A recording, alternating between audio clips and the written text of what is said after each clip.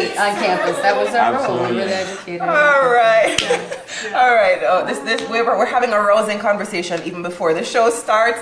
Welcome to Island Origins Live, where you can find us right here on Facebook on the Jamaicans.com page and our own Island Origins page. Of course, you can find us on television, on in print, and online at islandoriginsmag.com. I'm your host, Khalid Thompson. This is my co-host, Mr. David, Mr. Sexy Man. Welcome, everybody. I'm fabulous. Fabulous as usual. Always fabulous. All right. And we have another great show lined up for you this evening. It is Black History Month in America. Is it Black History Month in Jamaica? We don't have no history month like that. Well, anyway, it's Black. In Jamaica, it's Reggae Month. Sorry. It's Reggae Month every month. No, it is specifically Reggae Month for February. Okay. So, right. there you go. Today, we talked about reggae already with Everton Blender and Lloyd Stanberry. And today we have with us two very esteemed guests, right, to talk to us about advancing communities of color. And that sounds a little complicated, right? Not that complicated. Not that complicated. No. Okay. All right. So basically, what we want to talk about is our minority communities. I know David looks like a white sometimes, but he's actually a blackish person. I'm blackish. So for the black community, the Latin community, the Asian community, etc., how are we received in America? How do we advance ourselves in America? What programs are available to us if we need them, etc.? And tonight we have two very well-learned people with us to talk about this. Attorney Annika E. Ashton. Welcome to the show. And Courtney Biscardi. I will start with Courtney's bio. Courtney is the Senior Vice President of Strategy and Operations for the Urban League of Broward County, overseeing all programs and a nearly $7 million budget. Wow. Can I get a loan? Yeah, I didn't know that number. She has dedicated her 18-year career to nonprofit human services and uses her passion for people to bring critical issues to the forefront. Welcome. Thank you. Thank you so much for joining us.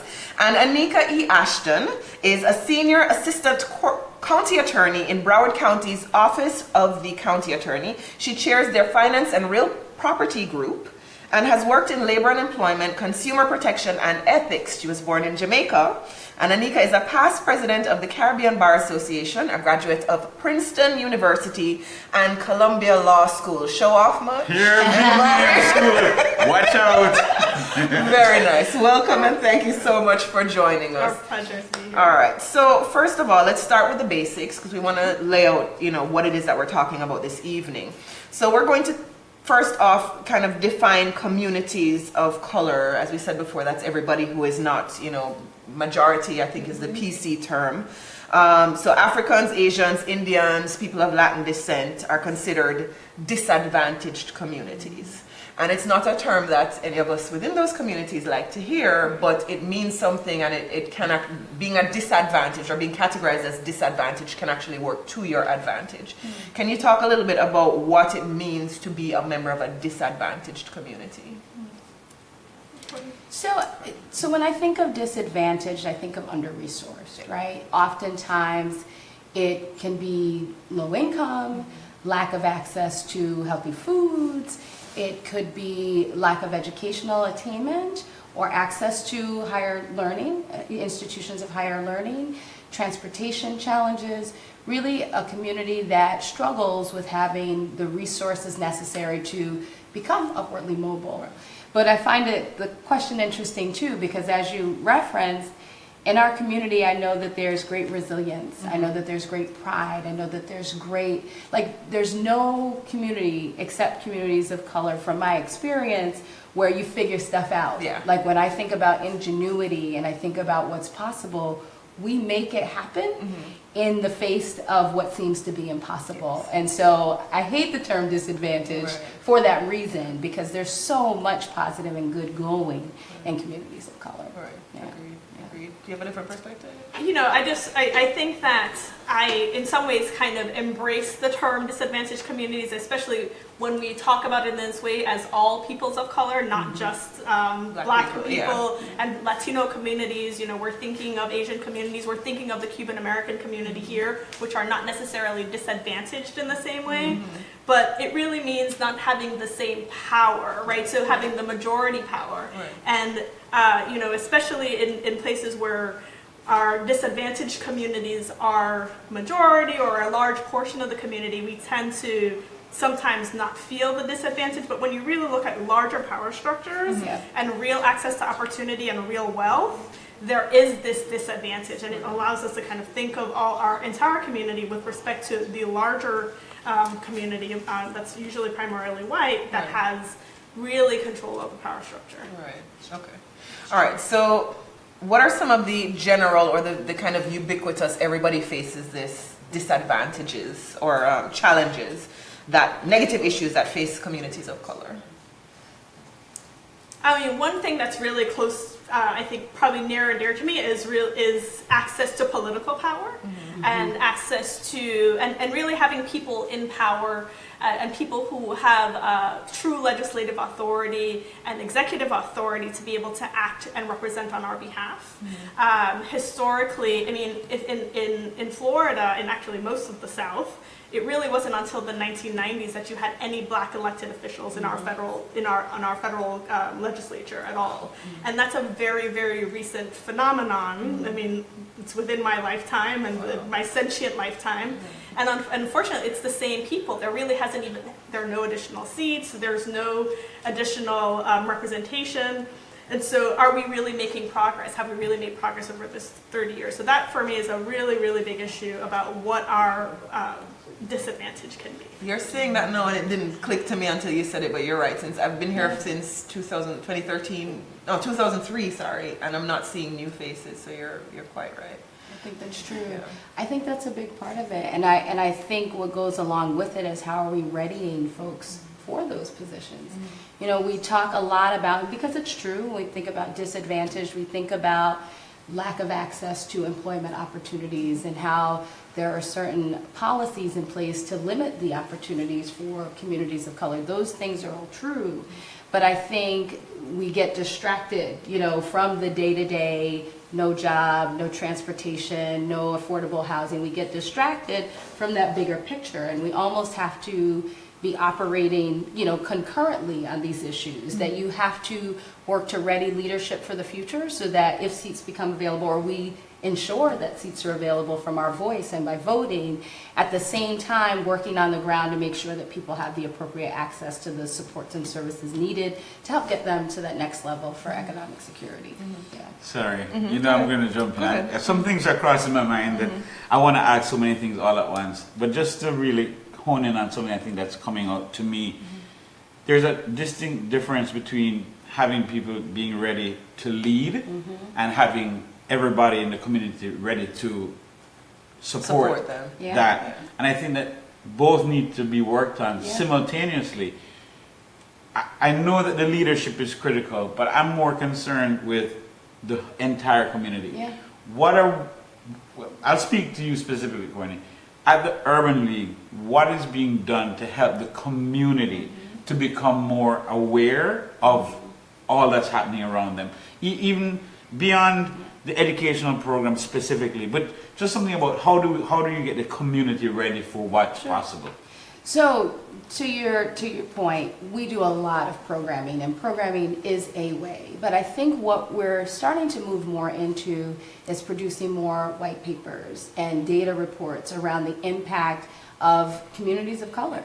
You know, and that if people see in their face that in living in one zip code over another that you're less likely or more likely to die early, I mean, that's the kind of data that I don't know that communities of color that we are exposed to as often. We have to start elevating some data to make people aware. So if they're not aware, they have, you know, members of our community, we have the experiences that make us feel disadvantaged at times. But if you really look at the data, man, that's some power behind, you know, those feelings. Those are words behind those feelings, that's research behind those feelings that you could really push for. So we're looking at different data elements, but on top of that, looking at ways to engage community through focus groups at times, looking at challenging those who are decision makers in our community around changing the trajectory for Black and brown people in this community. One issue in particular, child welfare.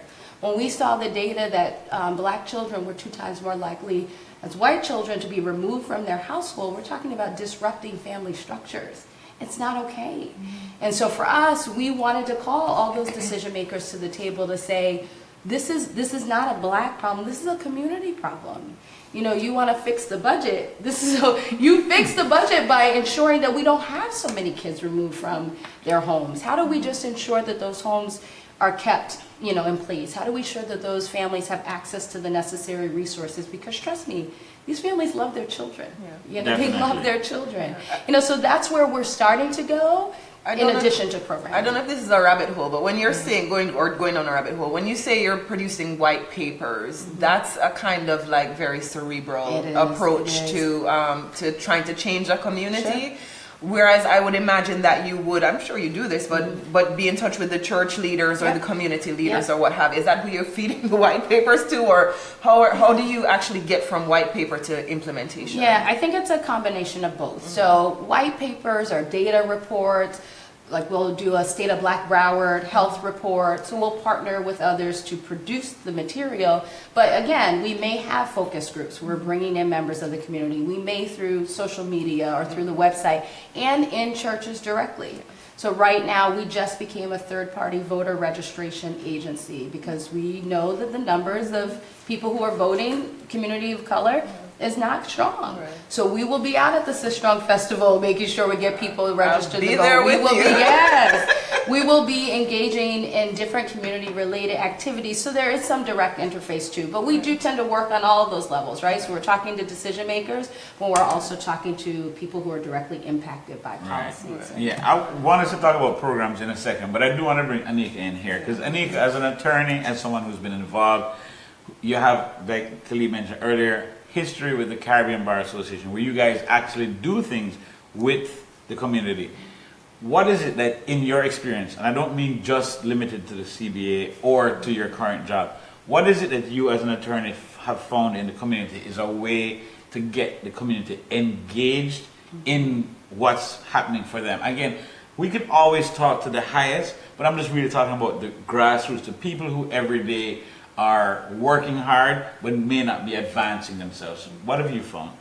So, you know, especially with working with the Caribbean Bar, one of the things that we found is kind of getting to people where they're at. I love the Caribbean community. I think that we are politically involved, but if you don't know the information, if you don't know that you should be voting on this issue, then how do you know how to vote? You know, we're going to have a number of issues on the ballot. How do you explain that 50-word paragraph to somebody about the implications of what it means?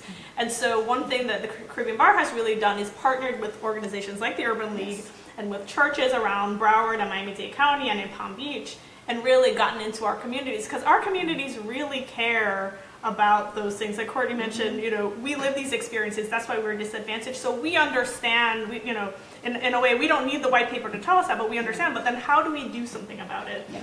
And so if you can get to people to get them the information, they're interested in voting. I think that my parents, who, you know, are people who came to America who are not particularly educated in a traditional sense, they might not know the information, but they are interested in voting. They vote in every election. They don't know who the people are a lot of the times. Google. But, you know, they Google and they do whatever they can. And so if we can get to them, they're interested in getting the information. It's doing the things like the white papers, but getting into their churches so that they understand that these issues are coming in and what they mean, and it's not just the advertising that they see on television, to get a further explanation of how the issues affect us and affect our community, especially the small issues. For me, like, I work in local government, and I really like that experience because we really directly impact the people.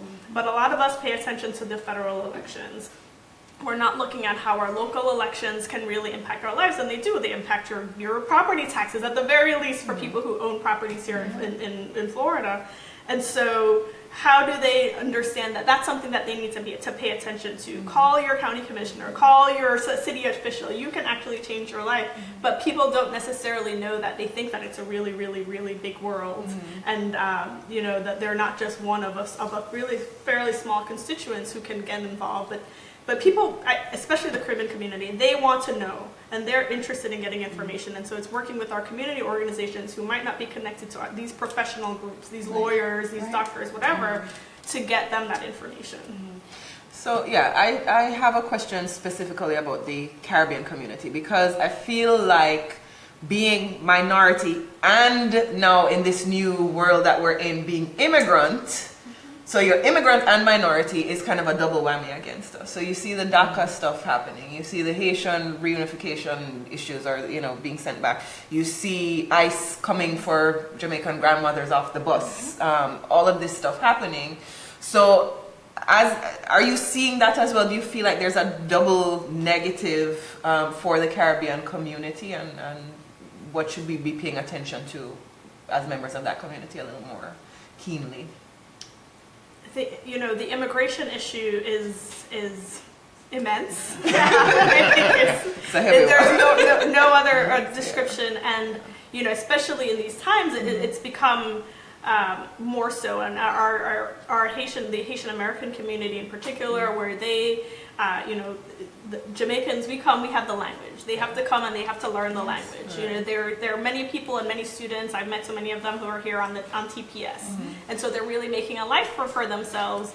And so it has been a struggle for that community in particular, and we've seen it really grow here in Broward, in Broward County, and really in Florida.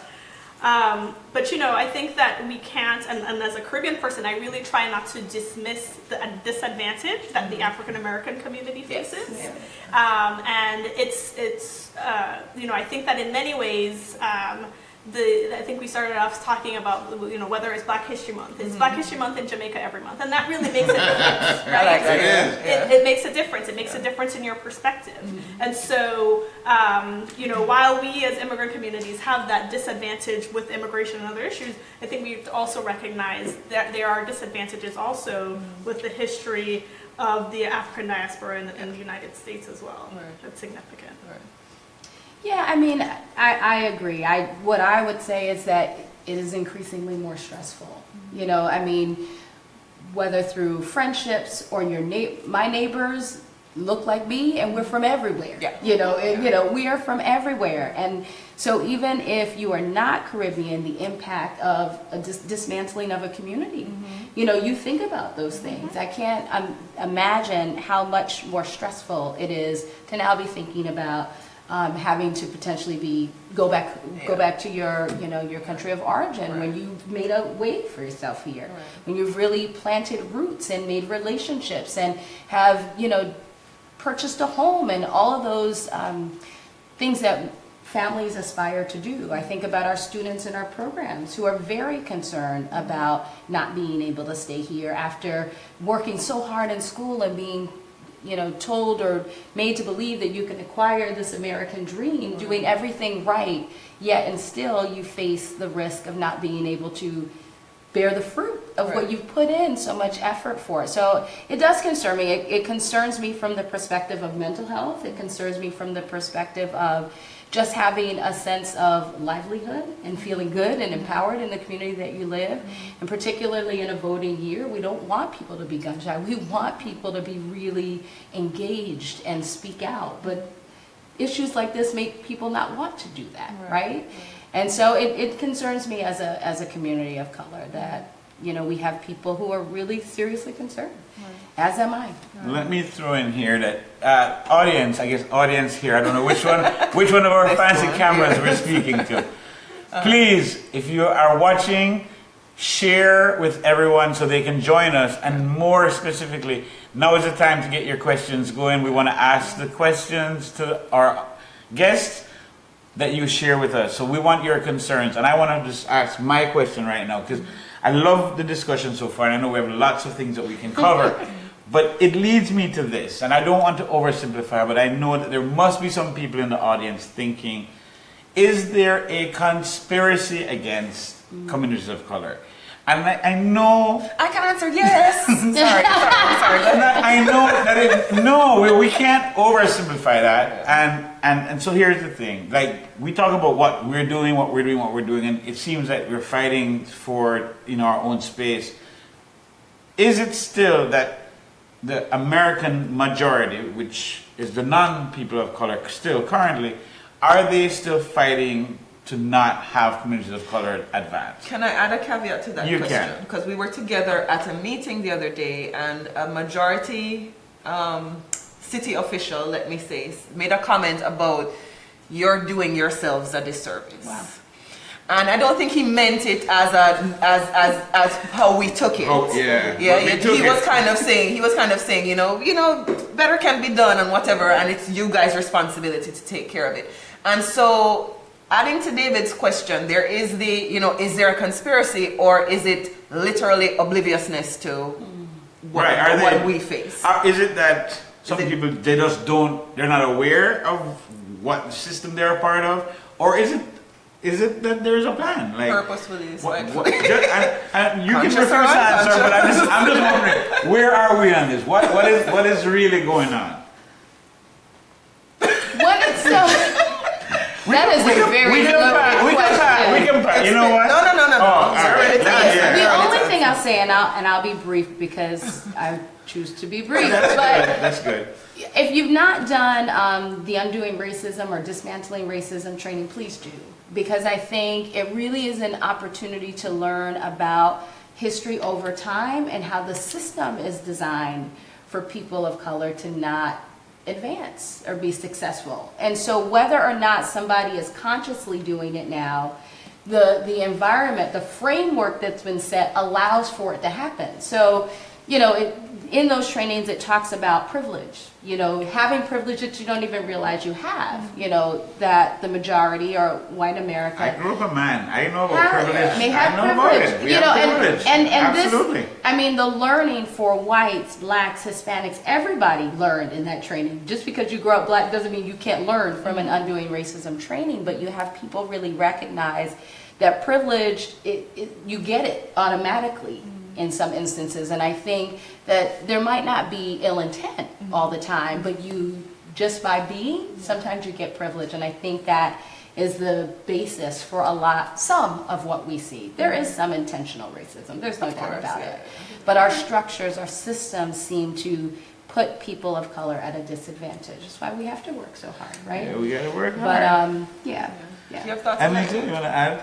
I think that it ties back to my statement kind of about African Americans and the disadvantages that, we may see disadvantages in one way or the other, because I completely agree with Courtney, the systematic issues that we face in America, and I think everywhere, it's not just in America, but understanding that we are all kind of in this power structure in one way or the other, and I don't think that most times, or as it applies here in most situations, that you're going to have some intentional conspiracy. Right. There is usually not a conspiracy. Sometimes there is.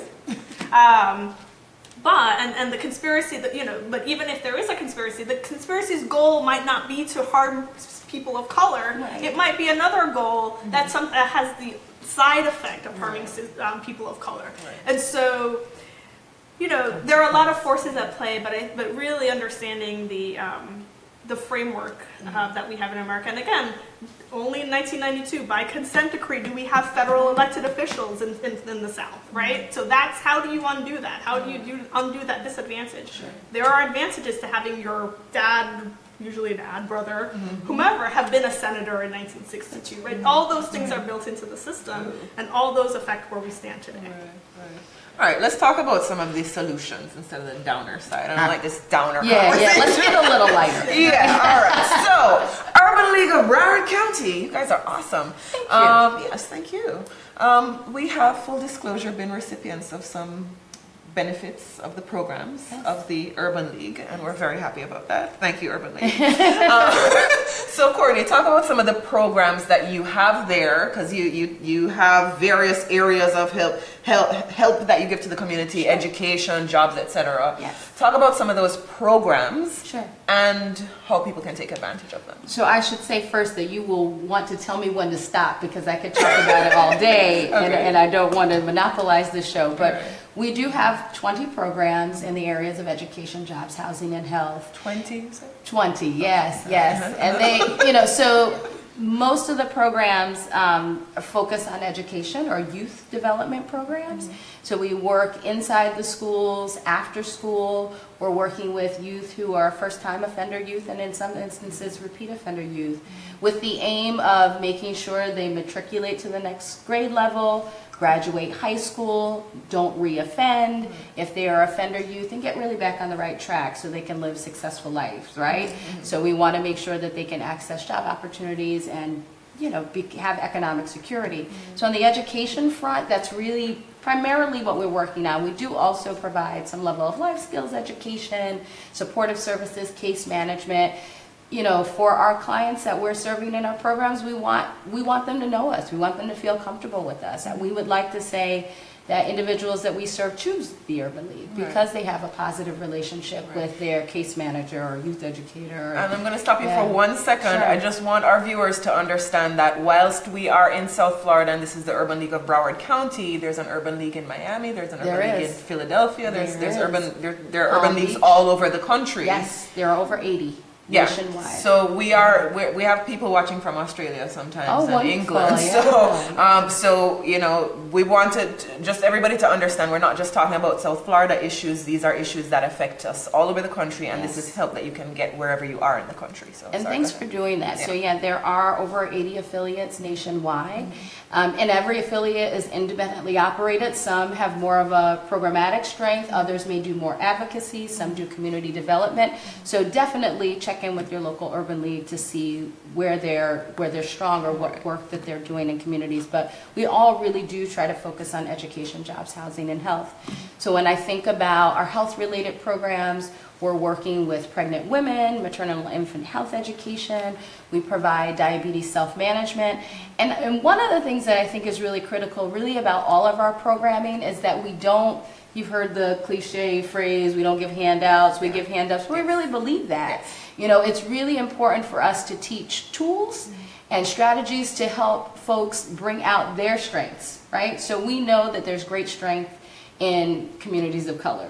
We just want to tap into the great strengths that they already have and give them opportunities and tools so that they can exercise that. And so our programs really do that across the board. And so in the area of housing, we provide first-time homebuyer education. We do match savings if you want to buy your first home, if you want to start a business or go back to school, financial education. We do money management classes, job training. We're offering certifications in the area of jobs. You want to become a A++ certified technician. We do IT certifications and a number of other things just to make sure that our community has the access needed to climb that economic ladder because it's critically important for livelihood, right? And you do that on an individual level, and you do it on you want to start a small business. We're going to show you how. Yeah, so in our jobs profile, we do have an entrepreneurship center. And so that is our newest, our newest programmatic engagement. So we've operated the center for a few years. We have a loan fund attached. And I do think that that's what makes it distinguishably different from some of the other programs that are out there. So you have other agencies or other programs that offer technical assistance, and we do that. We're proud to do that, necessary, right? We are working with individuals at all levels, so whether they're startup through technical assistance or group engagement, education. If you're intermediary, so you've been in business for a little while, you have a technical challenge, you need support of accounting services or QuickBooks, we do those things. And then if you're in a business who's been operating for a while but really wants to grow, has great ideas that you haven't been able to implement, we have dollars that can be available for those businesses who are ready. And I think that's really important that we're able to connect the dots. So, and I have a question there. Yeah. Don't you also have a grant program? Because I know at least one or two people who've gotten grants as well, not just even loans, but there's like a small grant, maybe 3,000, 5,000, Yeah. somewhere in that ballpark that you guys do for emerging artists, entrepreneurs, things of that nature. Yes, we do. We have an individual development accounts program. It's a match savings program. So the individual will have to save, but we'll match their savings. So in the area of small business, if they save $1,000, complete financial aid, do a business plan. There are a couple of components. We will give $4,000 that you don't pay back. It's grant money. Wow. So that total $5,000 investment can be used towards startup. There is eligibility criteria, but that's the best gig in town. That's, I've heard of it. I didn't do it for myself. Right. Darn It's it. not a loan, But it's a grant, but I yes. have heard of it, and people speak very highly of that Yes. particular program. It's So an amazing team works on that program too. So yeah, I'm really proud of the work that we're doing at the Urban League and that we stay very focused, on our mission. We want to ensure economic security, economic self-reliance, power parity, and civil rights for people of color. you've got to say that one more time. Hold on. Can you repeat that last bit slowly so everyone can hear? You do. Yeah, economic self-reliance, power, parity, and civil rights for Amen. communities of color. Yeah. Yeah. Two snaps up. Yeah. All right. Very nice. Yeah. We have All some questions. I have to get to some questions Okay. before we Before do anything Annika else. talks about what great things but- she's doing. Okay, no. All right. Let's let Annika speak to how you are involved, what you're doing personally, because you don't have an entire agency. Well, she's the boss at it. She's the boss over in the ethics, Yeah. cracking the ethics whip. And, Yeah. right. So so speak to it, and then I will jump in with some of the questions. And Annika doesn't have branches all over the country. I'm sure there's a similar office in every state and county in the country that does similar things to what you do. So So yes, I will speak to my outside activities, but I do want to make a plug for my county and for local Please, government yeah. in general, right? Yeah. So we are your first line, your cities and your counties who are your closest government to you. And we do a lot of community redevelopment work, especially in Broward County and Central County areas. That's where a lot of your affordable housing is coming from, at least the push for affordable housing. We know our communities, so we know where the need is, and we're able to get funds and to really motivate funds, right? So we are your we take your property taxes, but we're able to use them and use them effectively in a more targeted way. Whereas at the state level, right? So you have the entire in Florida, the huge states like Florida, California, where maybe a city here or a city here there. We're really looking at a county level, and I think it's the same for all cities across cities and counties across the state and across the U.S. We have one of the things I really want to at least talk about a little bit is the work that we have with open government. In Florida in particular, there's you have access to just about all the information that your local government is doing. You can make public records requests. We respond to it. We are legally required to respond to it. So any question that you may have, all of the meetings of our boards and commissions are open. And the public is encouraged to participate, and we hope that people really take advantage of that. more white papers. No. They're useful. I'm sorry. And outside of that, I have been, I'm very involved with the Florida Bar. One of the initiatives that is near and dear to the bar, and really I think to all the citizens of Florida, is we are currently in the process of rewriting the Florida Constitution. Nice.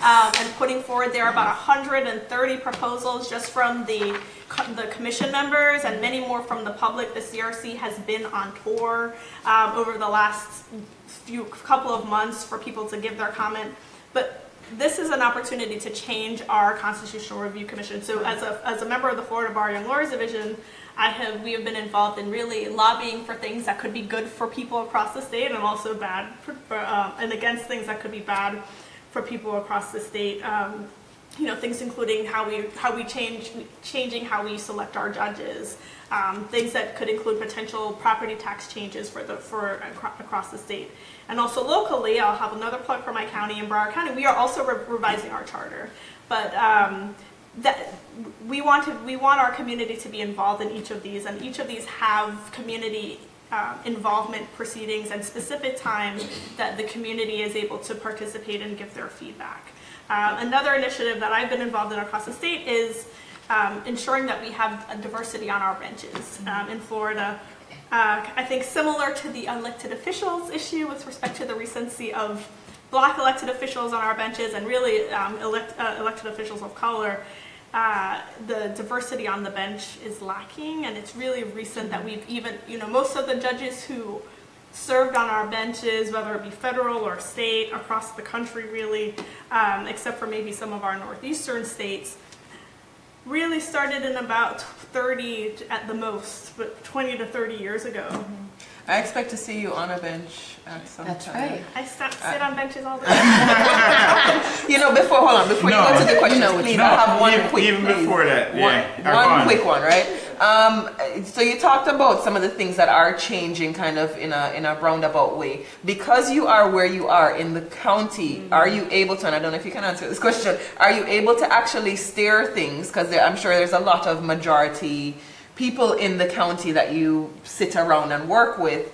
When you see things that are happening that might not actually, that might disadvantage our disadvantage a little bit more, are you actually able to step in and say, let's pay attention to this and put a word in? I think that, in my position, I am your lawyer, right? So we provide advice to the county kind of on the general pros and cons of things. And what we do have, I think is we have elected officials who are, we know who are looking out for communities of color, for disadvantaged communities. In Broward, we have commissioners who we know, they're interested in affordable housing. They're interested in making sure that communities of color do not lose out in whatever funding issue or transportation issue or whatever is brought up. And so a lot of my job is presenting that information to those commissioners, and so that they're able to make their cases from their political standpoint, right?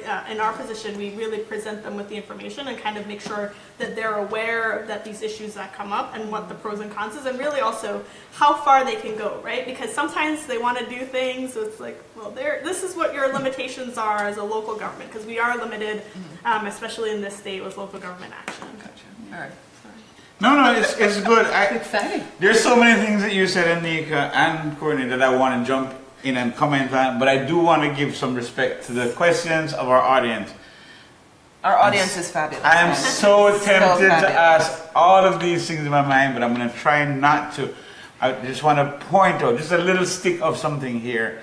There are a couple of things that you said that I really just don't want to forget, so I'm going to say this. Lightest point first. Sorry, sir. Sorry, production team. I must look here. Okay. Annika, you're still Young Lawyers Division of Florida Bar? No, nothing, no answer needed. That blew me away. That is funny. That blew me away. I noticed it too. No, I did notice it. Like, seriously? Yeah. It's from Coming to America. I I understand. got to skip 2 grades. We're cool. There we go.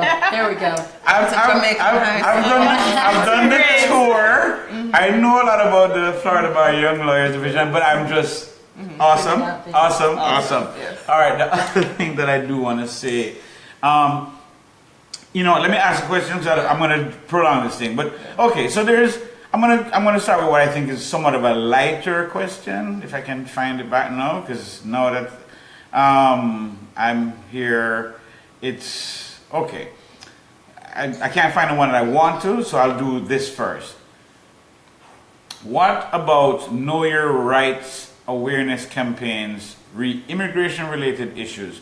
Many people who are out of status are afraid and confused. Can you speak to that particular, either of you, but I think that's more related to Annika and your history. What about Know Your Rights awareness campaigns, re-immigration issues? I think that those are very important. In the last, probably less so in the last few months, but last year I know that the Caribbean Bar partnered with a number of community organizations to do those types of presentations. We were in the communities, right? So typically for the Caribbean community in particular, our churches are a lot of the center of our communities. So we partner with churches in communities that we know have a large population of immigrant communities. We also work extensively with the Haitian Lawyers Association, and they do tons of outreach to their communities about what their rights and opportunities are. The other thing that we have worked on extensively, because I think it's very important, is also citizenship clinics and clinics to help those people who have the eligibility, right? Who may have, one of the things is our communities tend to be concerned. If you are eligible for citizenship and they may be concerned that, they had they were pulled over one night or something, they might not, a lot of people are really afraid of actually putting in their application because of some minor things that may have happened. Mm-hmm. And so we've been working with citizenship drives throughout the county to get people to have the opportunity, right? It's a little bit more informal. They feel like they get to talk to a lawyer. They get to kind of ask their questions, and we can say, you know what, we think that's going to be a problem. We think that might not be a problem. Let's get you into a situation where you can talk to somebody and determine whether it makes sense to really submit this application, and to allay people's fears in that way. But I think that has been a very important part of our process, and particularly on that cusp, getting people who could be eligible, especially with the Haitian Lawyers Association.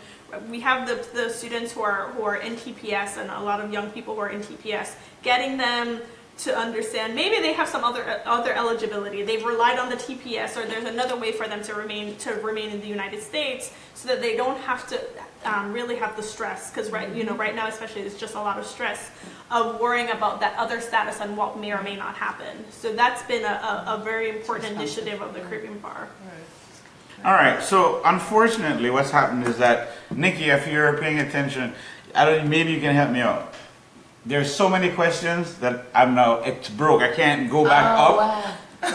If it's possible, I'm going to ask if you could read. There was a comment actually made by G about 15 minutes ago about basically the current atmosphere surrounding this movie that we have that's just a storm right now. And I would love it if you could just read that comment or that question out for us, because I can't get back to half the questions that were on there. How can we leverage our energy and excitement about something like the film Black Panther to bring change to our communities? We see that we have power in numbers. Look at the millions of dollars made from us. Can we get excited about supporting each other's business, etc.? Ladies, any comments? First of all, the movie was amazing. So let me just start by saying that. Amazing. And just so many themes to discuss. I mean, one of the things that we know that we're going to do, we plan to take students to see Black Panther because they need to, and if you want to walk out energized and I'm going to stick you on that. Hang on a second. I want to hear more. Yes. But do you think the youth are ready for that message? Tell me what... Yes. I think if they weren't ready, they should get ready. Because I think we have to be able to ensure resiliency. So many, and particularly young people, and we see it all the time, are feeling hopeless. When you just watch the news, there's a lot to give up on, right? Let's leave the and news so out of I it. want our young people to feel Yeah. like they can do something, that you're talented and powerful beyond measure. It was such a great opportunity to highlight that for our community. Our youth need to see that. Absolutely, that there's brilliance and ingenuity and creativity and wealth within communities of color. They have to see it. But beyond that, one of the things that we know we will do is debrief with students after the movie. So we don't want to just show a movie, but we want to be able to talk with our students about what they saw. What were the themes around leadership? What were the themes around wealth? What were the themes about engagement? We were chatting, because everybody in the office was talking about this today. We were specifically chatting about how, you see folks native to Africa versus Black Americans. That exchange was very powerful too. Working together. There are so many things to discuss with young people. Shame on us if we miss the opportunity to take them but then really talk to them about what they see, what they feel, their response to that. So I'm excited. I'm thrilled. And I think it just becomes a platform for other conversations that we can have. We actually talked at the Urban League about, in partnering with others, maybe the African American Library and Dillard Museum, if you've done the Undoing or Dismantling Racism training and you're a person of color, we have a Where do you get this training? Caucus. So right now the county is supporting it, Children's Services Council is supporting it, Urban League, but there are funders who are funding it, I think the city of Hallandale, so that people can go. And it's not just for people of color, it is for whites, blacks, Hispanics, but it's just a great lesson on history and systems and how we can make some changes going forward should we choose to, right? So I think it's pretty significant that the county and others are making an investment, CSC, to do this. But all that said, I think it becomes the beginning of a conversation in community. People have to talk about race, because I think what doesn't happen is that we don't talk about it and are confused as to why our situation hasn't changed. It's okay. Or we talk about it from only one side. We talk about it from only one side. And so I think showing students that movie just is the beginning of multiple conversations to come about race or about other issues that impact our community. So how we see ourselves. Yeah, how we see ourselves. Yeah. How we see ourselves. Any thoughts on Wakanda?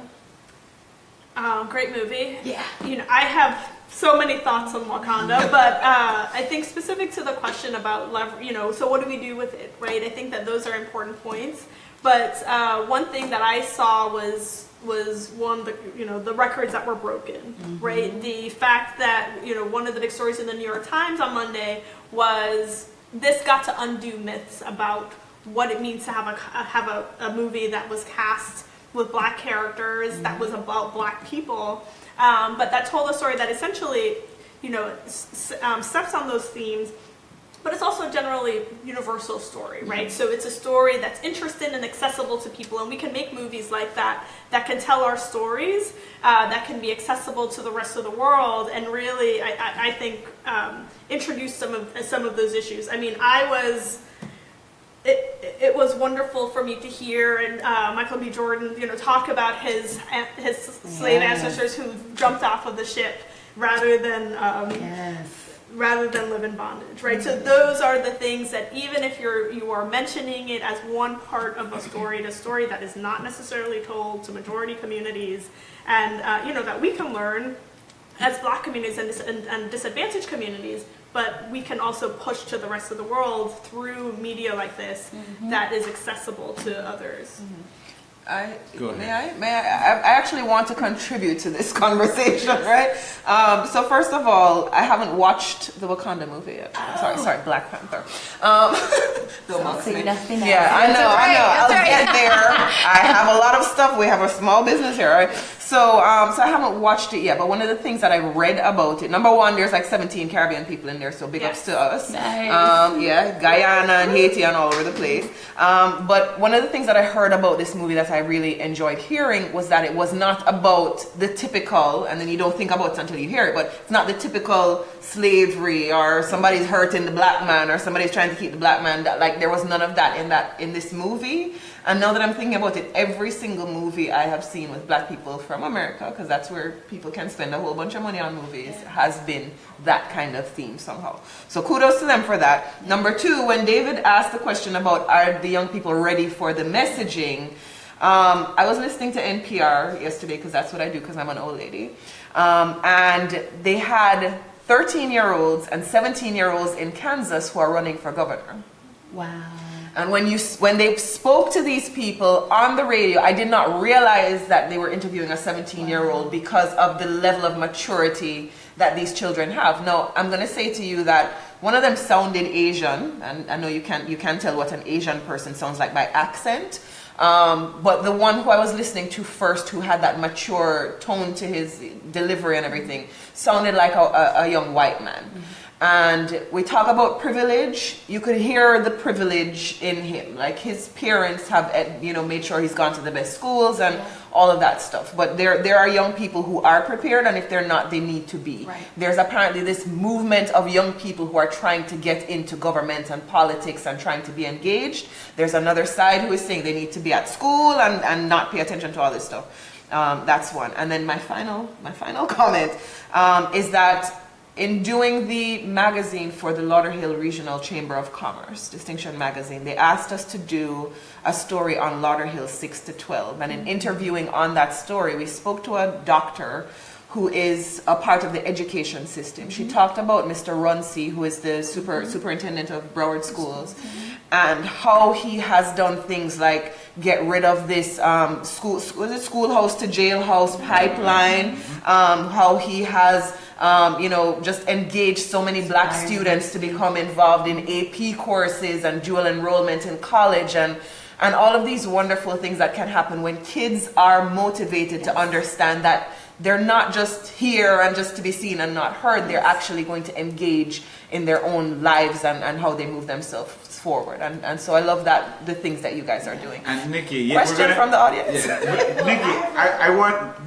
before you get your personal question, I just wanted to ask of you, after you ask your personal question, please review, because I literally, it's too many things that it's just blowing up my phone. If you can give us some of the more pertinent questions after, but give us yours first and then go back. It's not a question, but I want to kind of like add some feedback because I think all the points that were made were valid, but the question was, how do we take that into supporting each other? And I feel that with Black Panther, many people of color felt the need to support that, and they went out in strong numbers to support that. So how do you take that as you go out and you support a Black-owned person of color business? So I just wanted to add that in because there's so many great points, but that's a way to take the same way you supported Black Panther, you showed up in your Black outfits and all these things, and say, hey, who do I know who's of color, who's independent, who has a business or service that I can support?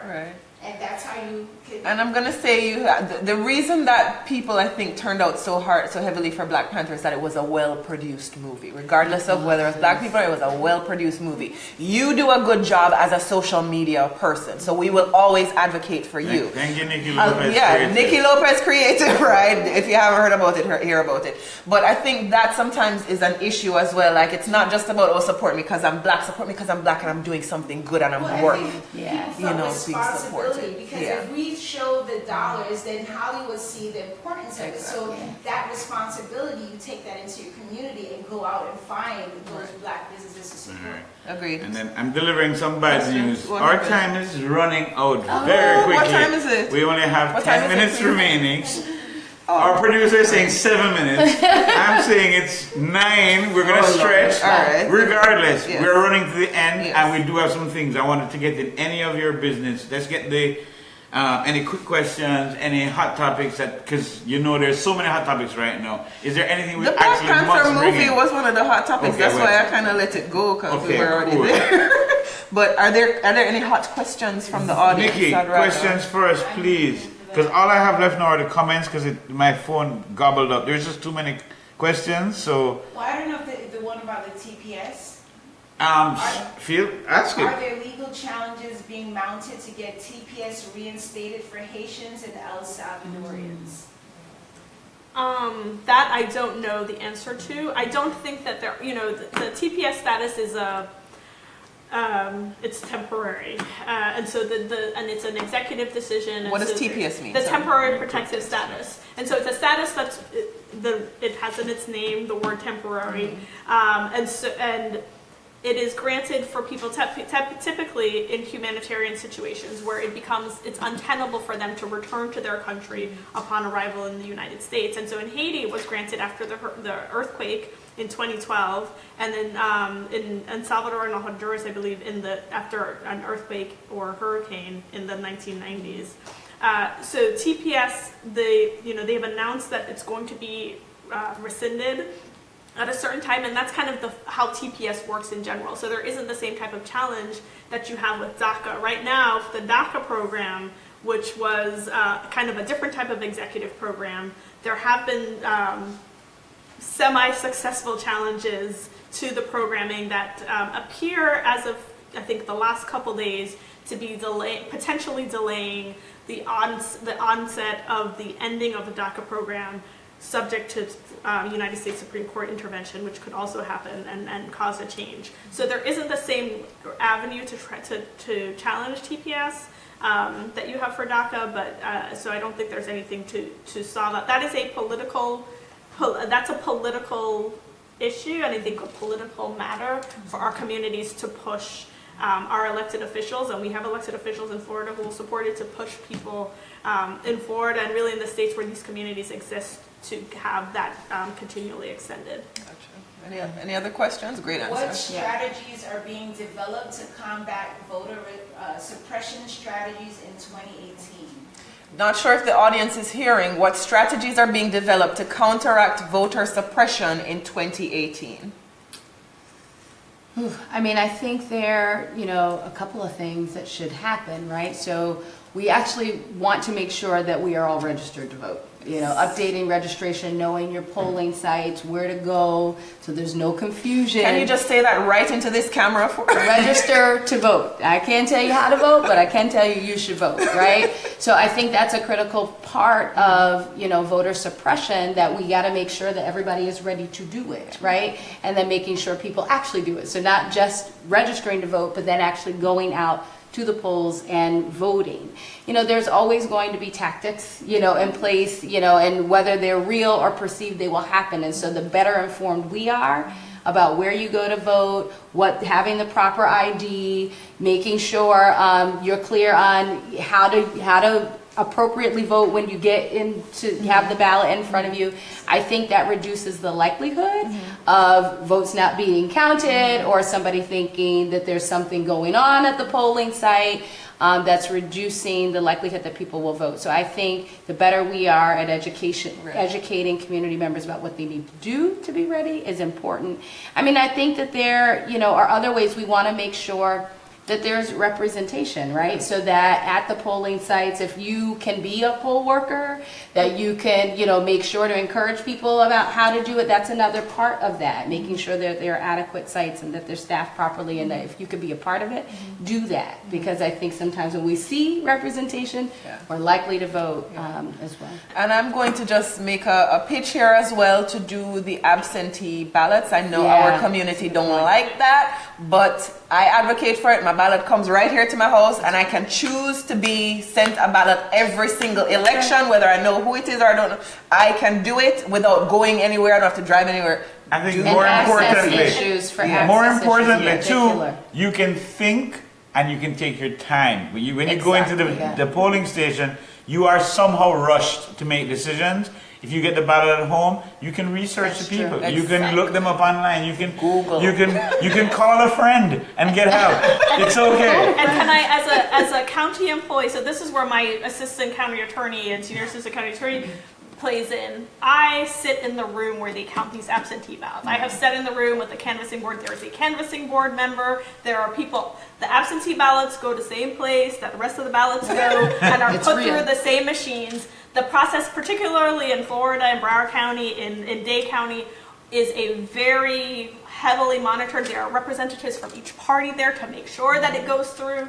The absentee ballot process, I think, is very good. In a lot of ways, I actually prefer it to on-site voting, because I have seen, and I've worked election polls, where people get told they're at the wrong polling station, and then, do you have time to go to the one that you're voting, that you're not voting here?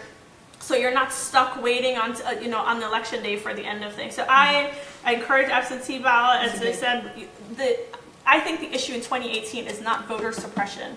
It is us turning out to vote. Yes. It is not a thing that there are other people suppressing our votes. It's that we don't recognize that the governor's race is an important race, that Senate races are important races, that representative races are important races. We have to show up not just for the presidential year. I think it's less suppression and more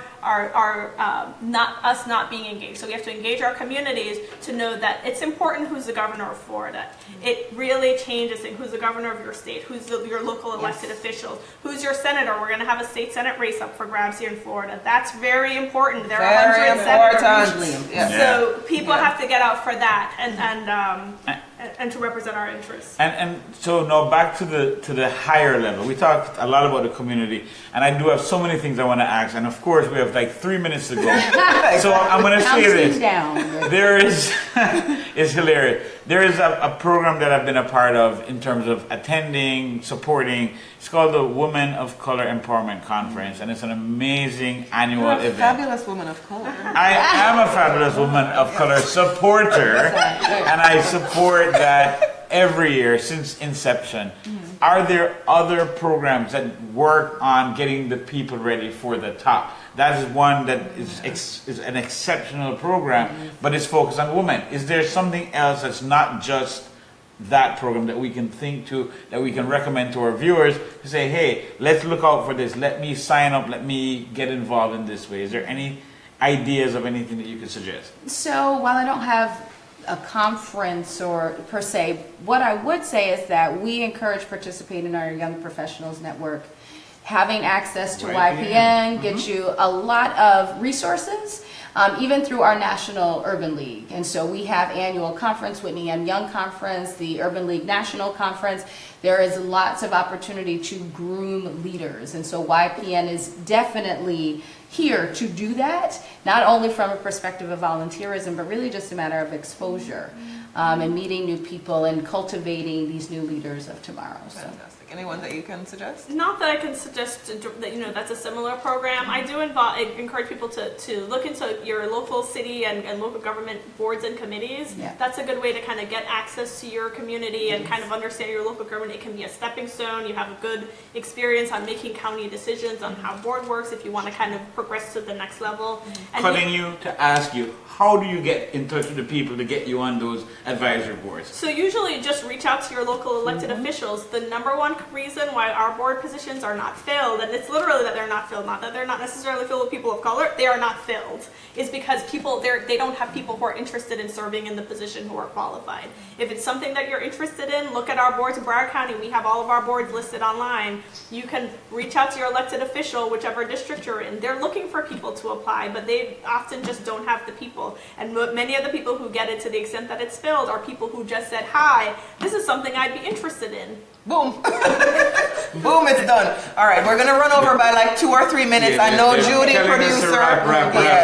We're wrapping, but I'm doing one quick fire question before we go, and it has to be quick. If you were to create a slogan for your life, what would that slogan be? Quick fire. Oh my, can she go first?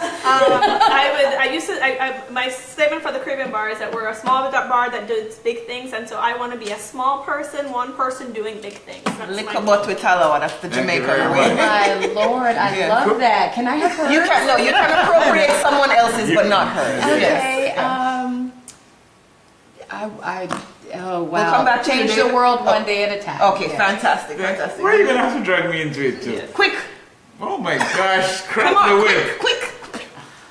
I don't have What's one. yours, Khalid? Yeah. Mine, I'm appropriating out of nothing and out of no way, a way will be made. Wow. It's a slogan Very for nice. my life, Very and I nice. stole See, it. she had a good one. Yeah. That's why she asked. But I had the question. Right, yeah. All right, nothing for David? No, I always do the quick fire, but not today. Fine. Honestly, my All right. brain is like, I want to ask so many other questions. I want to take another We hour. have, access to them after the show. Sorry, guys, but you can always reach Annika at social media, website. Ashton_Florida on most of the social Any media. social media? Instagram, so whatever. Okay, and you can reach Courtney So I'm at... not as social media savvy, but you can go to the Urban League website as Right. well as our Twitter handle. ulbroward.com is our website, and then Courtney Biscardi at ulbcfl.org. Fantastic. Thank you very much. Our upcoming events for the next few weeks are going to include the Women of Distinction Awards Breakfast by the Lauderhill Regional Chamber of Commerce. That's March 2nd, which is next Friday. Already? Yeah, already. Calle Ocho and Carnaval in Little Haiti are, I think, the week after that. The Jamaican Women of Florida Empowerment Conference is March 17th. I think that's a Saturday, is it? It is. And Jazz in the Gardens is the same weekend, the evening. So you go empower yourself in the morning and then you go to Jazz in the evening, March 17th and 18th. And please join us next week during, again, Black History Month, when our topic is heart health. We're going to be talking about combating heart disease, which is the leading cause of death in the U.S. We'll be joined by Dr. Cheryl Holder and John Williams. You can always find myself and David at Island Origins, or Island Origins Mag, or Island Origins in the print magazine. Or so many different places. So many different places. Just stay tuned. You know where we are. You know where we are. Island Origins, people. Amen. All right. We will see you next. Oh, nope. Thank you to DMR Media, who is doing all of our fabulous camera switching and production. Thank you to Nikki Lopez Creative, who has been all up in the show already. Thank you to our audience for hanging out with us this evening. And we will see you all. Candace. We will see you all next week, again, right here on Island Origins. And if you don't rap it yet, magic, I'm telling them, look out, the new magazine's out, baby. Look out. Yes. White Life on the cover. I'm so excited. Nice. I'm so excited. All right. Good night. And I just can't hide. You wrap how much